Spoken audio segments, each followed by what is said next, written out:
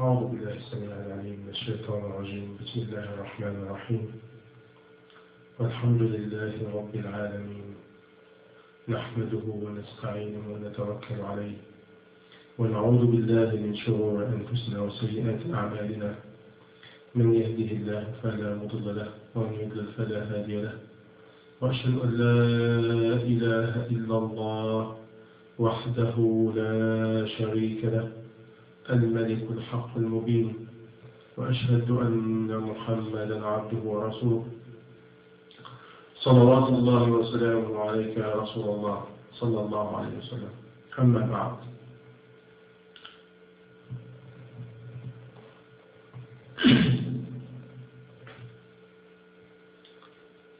my dear brother and sister in Islam, Assalamu alaikum wa rahmatullahi wa barakatuh. أما بعد, may Allah subhanahu wa ta'ala put in my heart and in my tongue what benefit to me, what benefit to you, and bless me and bless you and bless all what we're trying to do, and give us the sincerity in the seen and the unseen. And may Allah subhanahu wa ta'ala make us understand what's the purpose of our living and where we're going. One sister asked me to make a session or speech or a talk about the Sunnah of Rasulullah sallallahu alayhi wa sallam, the importance of following the Sunnah of Rasulullah sallallahu alayhi wa sallam, the habit and custom of the Prophet Muhammad, peace and blessing be upon him. And another request to talk about some encouraging for our sister to work for the hereafter. And something came in my heart. With the will of Allah subhanahu wa ta'ala, I ask Allah to make it benefit to me and benefit to you. I want to share it with you. Is Jannah, paradise.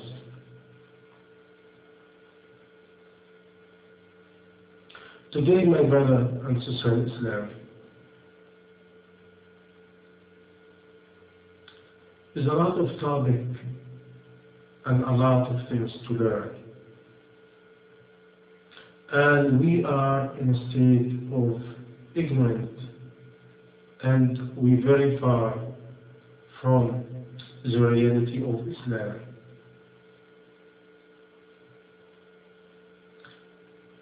Why we cannot learn enough about Islam, and why we cannot learn and implement what Allah commands us to do and what the Prophet sallallahu alayhi wa sallam advised us to do.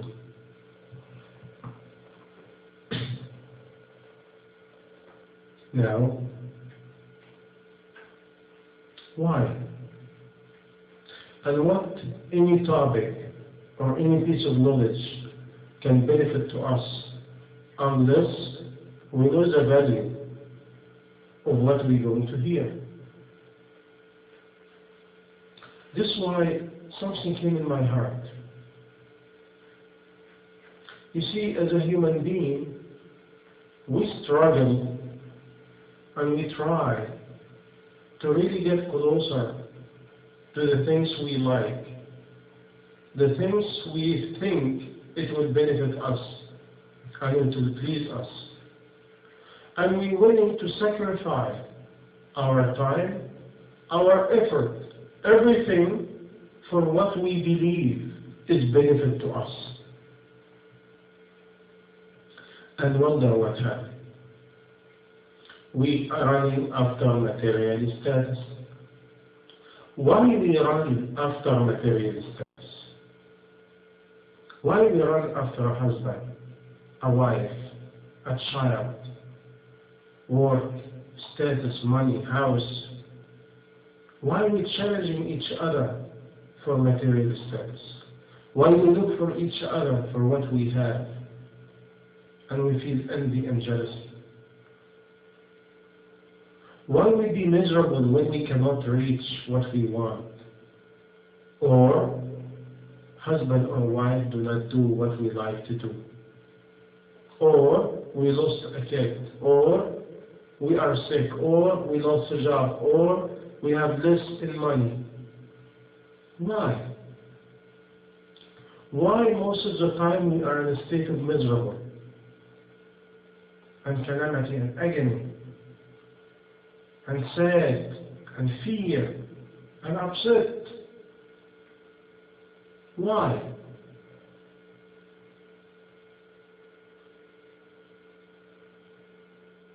It's very simple. Because we think, we believe on what we have and what we're missing, it will benefit us. And what we're missing, we lost and pleasure.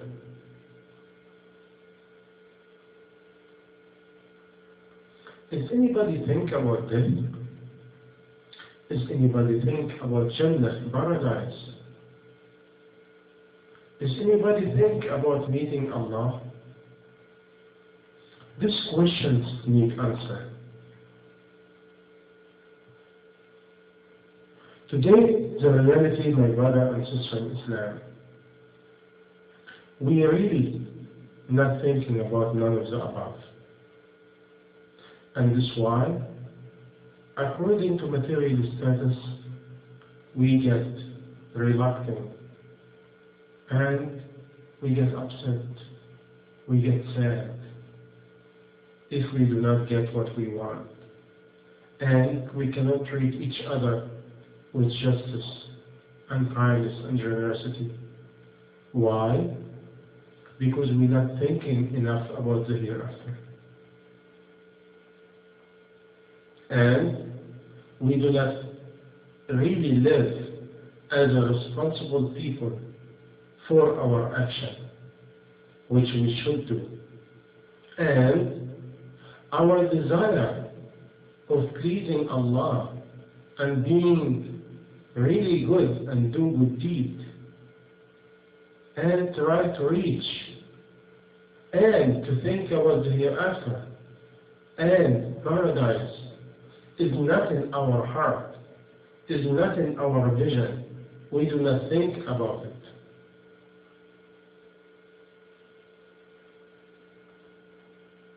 Once all this is missing, what happened to us? The devil starts making us busy about our condition. And we forget our condition is always will vary, because no condition is still the same. We never be young all the time. We never be pretty all the time. We never have strength all the time. Never is not exist, because nothing forever. Everything has a time.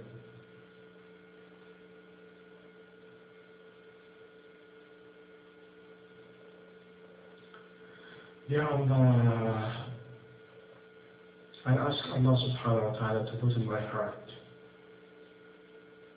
what benefit me and benefit you. Because unless we know what really benefits us, we will be in a complete chaos and deception, an illusion done by whom? By the devil. And by the way, people misunderstand. Devil is not only the devil is unseen, the one who whispers to us, but Allah subhanahu wa ta'ala described in Quran, devil is two kinds, devil of jinn and devil of ins, meaning devil of the one we do not see and devil of the people.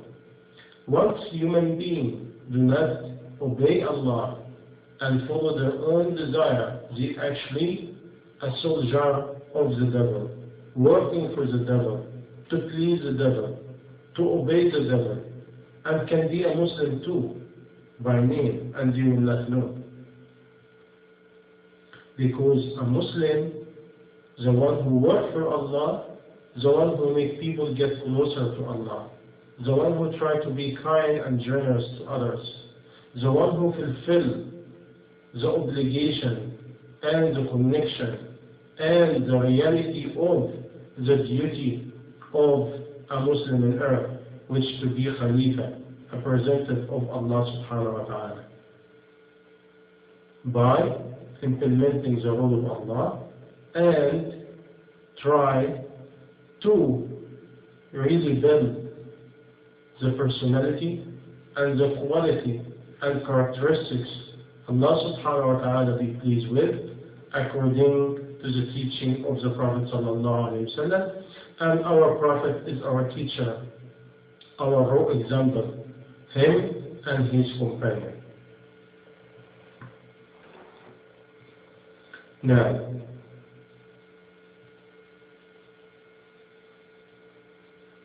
unless we try to really come to this reality, we will have a big problem. Problem in life, we will live miserable. Problem in the hereafter, and this will not be reaching paradise, or we reach a very low place in paradise. Look at us today when we walk and we do not like what we see or what we have, and we look for others who have more than us, and we like to have what they have. Wonder what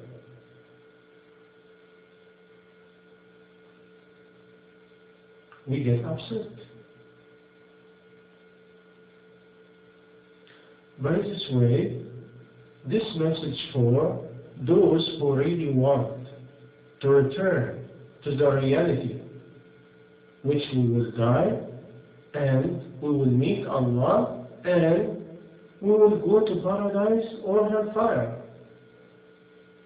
And this we have to calculate in our life. Once we calculate it, any calamity, any problem, any things we do not receive, it will not really bother us at all. Why? My heart, my mind, my soul, my body is occupied with something else.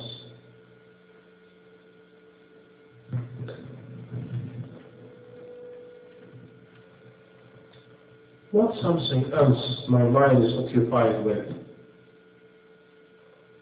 My mind and my heart and my body is occupied with how I reach, how I be living in Jannah, in paradise. One scholar in early Islam, he entered in his cell when he was tortured in his own cell, and he was very happy, with a big smile in his